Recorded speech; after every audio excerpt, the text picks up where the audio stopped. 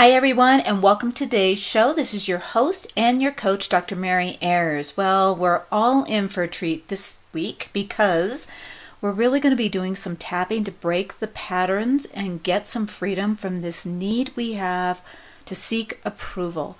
And I have been working with so many clients lately who have really identified the amount of angst and anxiety and the way it's getting in their way, this need for approval from others, whether it is parents, whether it is spouses, whether it is friends, whether it is public, all right, when I say that, I think to myself of people who are really struggling getting their business out there. They're so worried about will people like it. And it's one aspect of that. It's not all of it is about seeking approval, but I want you to know it is an aspect of getting your business out there. It's an aspect of trying new things, taking risks, because what will other people think of us, especially if I'm not perfect at it, if I make a mistake at it. I'm telling you, this need for approval can touch so many different areas of our life. I want to give you a few examples of the kinds of behaviors that might be an indication that you are seeking approval, because some people may know. They are very aware that that's what they want. They want somebody's approval.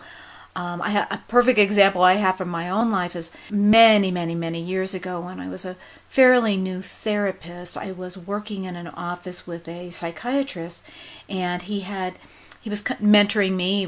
He was my supervisor, and I had seen a new patient, and I came into the office and I proudly said to him, this person, I think that they really liked me.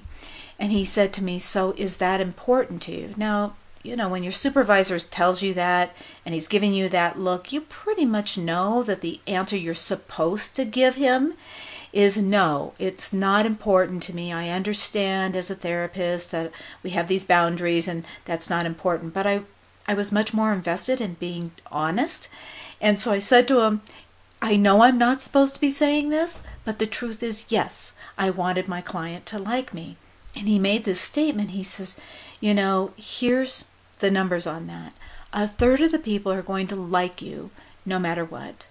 1/3 of the people are going to be on the fence. They're going to, not necessarily dislike you, but they're not going to be in love with you. And then there's 1/3 of the people who you're not going to win over. It's just going to happen. And he said, so are you going to put your attention on the 2/3 of the people out there who want to engage with you, or are you going to put your focus on the 1/3 of the people that you're not necessarily ever going to win over for whatever reason? And there could be any reasons of that. Some of them, they're not going to be emotionally available. And face it, nobody likes everybody all the time. You don't like somebody all the time. So I thought it was just an interesting way of looking at this idea of who are we getting approval from, who's going to like us. And it also made me very aware that sometimes we have behaviors that can get in our way because we are seeking approval. So let me run by a few of those and see if any of these might fit for you. This approval-seeking behaviors. One of those behaviors could be changing or softening your position because someone appears to disapprove. In other words, you are going to not stand in your voice and let it be known that what your opinion is or your likes or your dislikes around something, because you're afraid about how somebody else will feel about that. Will you be upsetting them if you hear that? Will they be upset with you when they hear that? Okay, here's another one. Doing something which you do not want to do because you're afraid to say no. Now, some people may say, I don't feel comfortable saying no, but that's about conflict. Well, that might be, and we could certainly categorize it under conflict as well. But at the same time, if we think about the other side of that, is that if we don't want to be in conflict, it's because we want for us not to piss other people off. We want them to like us. We want them to accept us. We just don't want to be opposing them. So that can be approval-seeking behavior too. Asking permission when it is not required. Okay, now, these are not black and whites. We're not trying to say you should never ask permission, or every time you ask permission, it must mean that you are seeking somebody's approval. But what I'm doing with these is having you recognize how many of these might I have, because if it's one or two and it's only here or there, probably, you've got, it's not a big problem for you as looking for other people's approval. Sometimes that's just socially acceptable. Sometimes we're doing it out of kindness. Sometimes we're willing to say it doesn't matter to me. But we're really looking at this is when it's really getting in the way. So, you start going, oh my gosh, I was that one, and I was that one, and oh my gosh, I'm that one too. You might want to consider that you have a little bit of an addiction to the need for approval from others. Here's another one. Consistently apologizing for your words and deeds, whether others have expressed disapproval or not. So in other words, you're already saying, well, I'm sorry, but I'm sorry this. And you're preempting it by letting somebody know that I'm probably not going to go with you, but I'm already sorry. Here's another one. Any behavior which is contrary to your identity and purpose or conflicts with your core beliefs is generally done to gain the approval of someone else. Now, let me give you an example that you will identify with right away, especially if you're a parent, or we can all remember being younger. Peer pressure, right? That's that. We want to be included. We wanted other people's acceptance of us. We wanted to feel that we were a part of something bigger than us. And so, sometimes we went along with things, or we're concerned our kids will go along with things just to fit in. So peer pressure can certainly fall under this need for approval. So where does this come from? Where do we get this? Well, nobody's going to be surprised to find out that we learn it very early in life. And some people had parents who were very, very exact in letting their child know, I'm going to be accepting of you, I'm going to be close to you when you do things that please me, and you will get cold shoulder, you'll get silent treatment, you'll feel rejected and abandoned if you do something that displeases me. Now, the truth is, as a parent, that we probably all do some of that to our children. I mean, it's just a natural sense of saying, I'm showing displeasure about that thing you did. If you dump over my, little toddlers dumping over coffee, or pulling out a plant, or, eating the dog food, of course we are going to show them that we are unhappy about that behavior. And a child is going to see that as potentially learning. Okay, but it depends on how that is. If it feels like it's being cut off, you're being cut off, the love is being cut off, or acceptance is being cut off, we can take that on as with the belief that I'm only acceptable when I'm doing something that pleases you, and I'm not acceptable if I'm doing something that doesn't.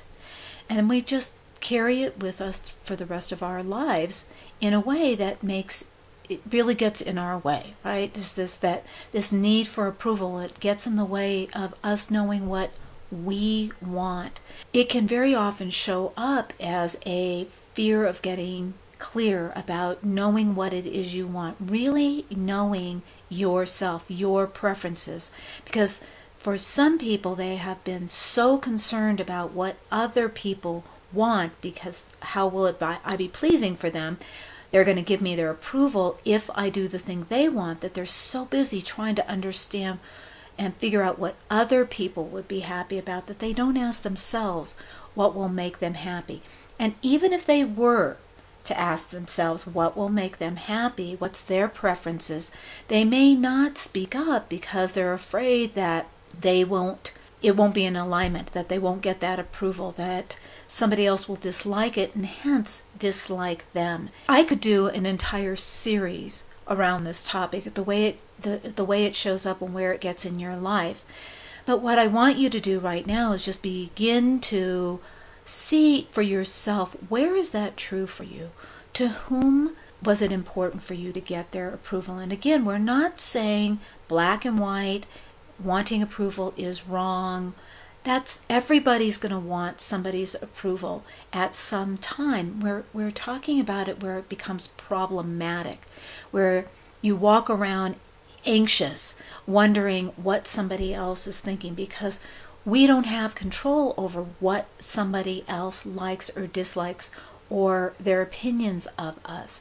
And when we are at the mercy of feeling good about ourselves based on outside circumstances, we can walk around feeling very anxious because the truth is we have no control over that. And anxiety comes from this fear that something could happen and we have no control over it. So we want to turn that around, but I could tell you from here to tomorrow to believe in yourself. You have to feel you're deserving before somebody else is going to feel you're deserving. You have to feel that you're worthy before somebody else is going to feel that you're worthy. I could tell you that, but you and I both know that those are just words, and they're like water on an oily surface. They're just going to roll right off because we have no room within us, within our identity, within our body, to be able to take that on. So, of course, we need to make room for it. And we want to look at, obviously, very specific times when things happen, when you really learned, boy, you're going to be very displeasing to me if you make your own choices. And that can show up in many different ways, in many over your life, whether it was you cut your hair some way and somebody said to you, ooh, I don't like that, or the clothes you're wearing. Okay, every teenager went through this stage of saying, how can I be me and my own preferences? You're not going to like it. Even choices of major, of what job you went into, the people that you associated with. So there might be many, many, many areas in your life where you realize that this need for approval has been really ruling you. And that's okay. We obviously need to see where we learned it, but more important and the real value for us is being able to take the small steps to start to feel our own voice. Now, I'm going to tell you right off the bat, just because you're listening to this one time and you're going to do tapping, you are not suddenly going to be throwing this, this topic, oh, I don't need anybody's approval anymore. I'm perfectly okay without it. It's not going to work that rapidly, right? This is the kind of thing that you tap on, and you'll need to be aware of when you are feeling that fear of what if I don't have their approval? What if they don't like it? And it's a particular feeling. If you think about, what I'm going to ask you to do is think about a time that you did something and somebody didn't like it, somebody important to you. Now, I mean, maybe it's not the neighbor, what do I care about with the neighbor, but somebody important to you. And they didn't like it and they let you know it. Now, that's a past event. If you are having trouble finding a past event, then what I'll tell you is that look in the future. We can always find something there. What might you do? What decision could you make that if you were to make that decision that you would start to feel some internal dialogue showing up about, how are they going to feel about that? So how would somebody else feel if you were to get working on your website? What would they say if you were making a decision to go back to school because you really wanted to study something? What kind of a decision, or how would it be received if you were to buy a certain car and went and told somebody, or spend a certain amount of money, or had your eyes lifted? I don't know. Think about something that, if you were to do something that you wanted to do, how would that be received by certain people in your life? And imagine standing in front of them and telling them that you've made this decision to do something, and find out what comes up feeling-wise. Once you've got that picture in your mind and you've got the feeling in your body, this is where we take a measurement, 0 to 10, how strong is that feeling? Where is it in your body? And then ask yourself what words you might use.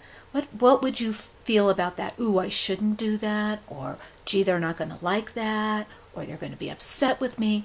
You find your particular words. We're going to tap along all to just the same words, but I want you to have an identification with the idea of you doing something, and what words did you hear? Ooh, are you sure about that? Sometimes parents did it, or people would do it around you in a very, what I call a passive way of saying it, but have some undertones, like, really? Are you sure you really want to do that? Okay, if you insist. And then What was their reaction? Did you get the cold shoulder? Did you get some kind of a look? That's what we're looking for. Some of those old incidences that show up in your life, or you're looking for them out in the future. So we can play a past game, we can play a future game. You're going to find the past even if you're playing a future game, because that's what we want. When did it happen? When? All right? So you've scaled it, you've got the feeling in your body. Let's do some tapping on it. So starting at the karate chop bar. Even though I'm afraid to tell them about this decision, because I know they're not going to like it, I'm going to get that look. I can almost hear their voice right now. All that disapproval. I'm choosing to know that I can accept myself, even with this concern and fear. I'm awake to it now. I'm accepting this is where I am. And I'm open to changing it.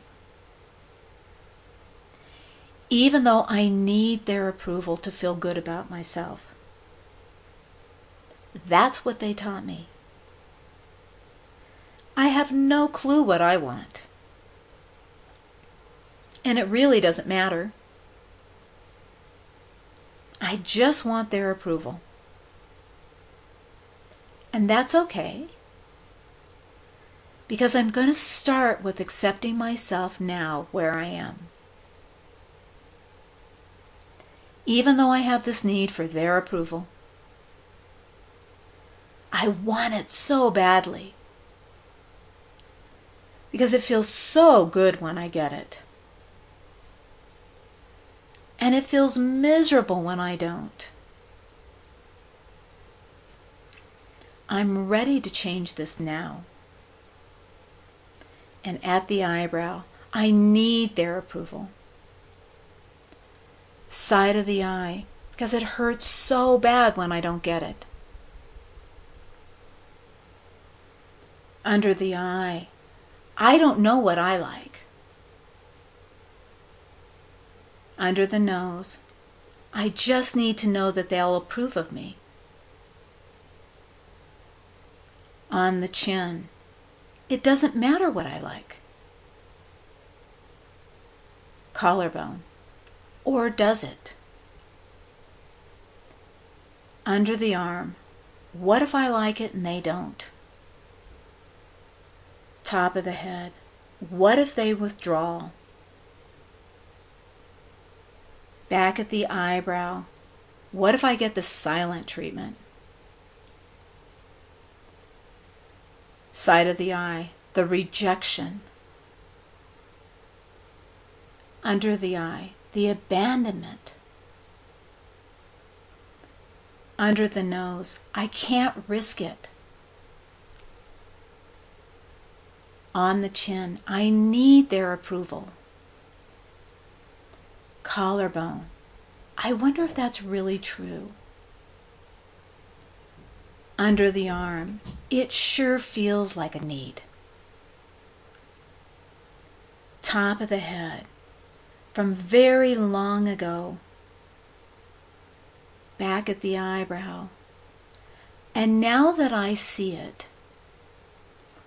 side of the eye, now that I see it, I recognize it. Under the eye, it's something I learned long ago. Under the nose, when I was just a child. On the chin, and their approval was so important to me. Collarbone, and the best thing about being an adult now, under the arm, is that the approval I need now is just my own. Top of the head, it's nice when somebody else agrees. Back at the eyebrow, but maybe it isn't necessary like it used to be. Side of the eye, what if I was starting to appreciate my own voice? Under the eye, my own preferences. Under the nose. What if I just started right there? On the chin. I don't need to leap out just yet. Collarbone. And share those preferences. Under the arm, I'm willing to take the first step. Top of the head, and that's to acknowledge my preferences. Back at the eyebrow, to feel deserving. Side of the eye, of what makes me feel good. Under the eye, what my choices would be. Under the nose, because when I give myself that respect. On the chin, when I honor my own preferences. Collarbones, I'm setting an example to others. Under the arm, that I matter. Top of the head, it's a beginning. Back at the eyebrow, it's one small step. Side of the eye, I'm going to acknowledge my preferences. Underneath the eye, right or wrong. Underneath the nose, good or bad. On the chin, with no judgment. Collarbone, just information. Under the arm, I'm committed to me now. Top of the head, I put myself first, acknowledging myself for what I love, what I like, and for the actions I'm taking now. Take a breath. So you can see we only want to begin this journey. Your first action step is to first acknowledge that, yes, I've been stuck in this pattern of wanting other people's approval. And now that I see it, I'm invested. I'm going to take small baby steps to start to change it. I've said it over and over again. It's not that I've changed it right here, right now, but as I continue to work on it, what will be different 6 months from now? What will be different a year from now? What if you diligently were working on this? Not only the tapping around how it would feel when you assert yourself, but you've got to begin to know yourself. What are your preferences? What do you like? What would you stand up for? When we start to pay attention to ourselves, that's when we are giving the indicator to everybody else that we have enough self-respect to listen to ourselves.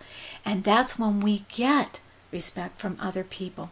We demonstrate it to ourselves first. But it's not a point A to point B type of thing. We are talking about moving in that direction. We're talking about a small step. And the small step you're taking right now is to realize when you're feeling those feelings of, boy, I really want their approval, to tap on those feelings, because that our amygdala is really awake. It's really alert to feeling pain, and we want to relax it by tapping on it. What if we got that look? What did happen in the past? So we're continuing to tap on those past events, on the future events. What am I thinking when I think about saying something to my boss, or to my mother, or to the neighbor, to a good friend? What's the fear that comes up? Let me just be aware of it and tap on it. And then can I start by just acknowledging what my preference would be? Even if I'm not yet speaking up to assert that, let me at least take a moment to acknowledge. When everybody's going, oh, they're going to be upset if I don't eat the cake, can I at least acknowledge to myself, I really don't want it, but I'm not quite ready yet to let them know that's okay. I'm getting there. I'm working on it. But I have acknowledged for myself that I don't want that thing. I don't want it. I would like to say no, but I'm not doing that yet. So, okay, this is where I am right now, but I'm getting there. Remember, I did that 4-part series on creating boundaries. So maybe go back and listen to that, because there were some great ideas in there about how can you say yes. It's not always about saying no. It's learning new ways to say yes. So all of this stuff ties together. This whole idea about approval, about putting ourselves out there in the world, that we want something, that we want to have a voice, we want to be solid in our purpose, and at the same time we need to have boundaries and be able to stay connected to people even when we're standing in our own voice. All of it is connected. You're getting good at it. It's all baby steps. You're doing it. And we're going to keep doing it, as a matter of fact. So I want to tell you a little bit about my coaching program that I've got, Moving from Fear into Action When You're Ready to Say Yes.